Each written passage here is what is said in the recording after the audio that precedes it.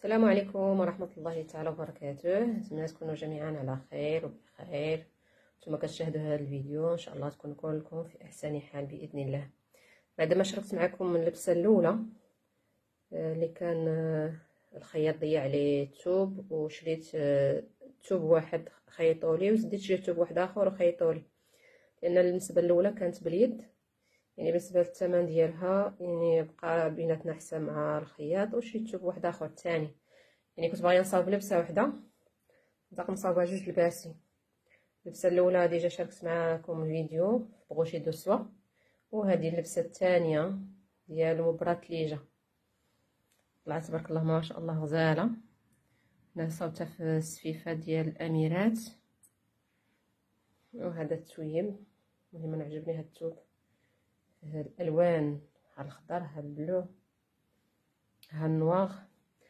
بالنسبه للتحتاني درتو انايا هكايا فيه الزواق ديال معلم التاج وفيه حتى السقلي، يعني هذا ماشي غير حرير عادي، يعني فيه هنايا السقلي، يعني السقلي الصنف في النواغ الصنف الكحل، يعني الحرير ومخلط مع الصنف.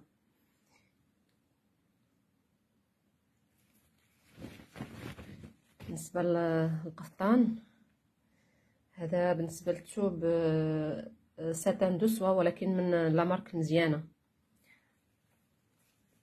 على حسب خروق اللي كيدير هو 350 كيبيعوا 350. المهم حنا خلالنا ب 200 درهم بالنسبه للتحساني.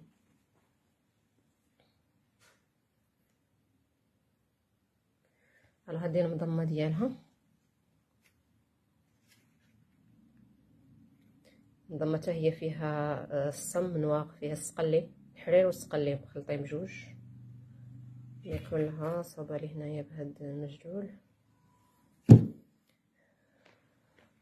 بالنسبه للقفطان يعني فيه الخدمه ديال المعلم كله، الجناب كلهم يعني العماره كلها مدوره هكايا سفيفه زائد الزوق ديال المعلم. بالنسبه للفولار غادي نصاوب معاه هذه مؤقتا، يعني عاد غادي نشري الفولار. هذه كنت شاريها لواحد القفطان واحد اخر، المهم غادي نلبسها معاه مؤقتا. وهذا الصباط حتى هويا بالنسبه لهذا الموديل قديم، ولكن انا عجبني واخا قديم عجبني. وهذا الصاك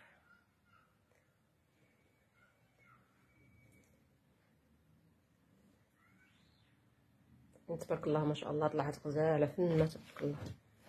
بالنسبه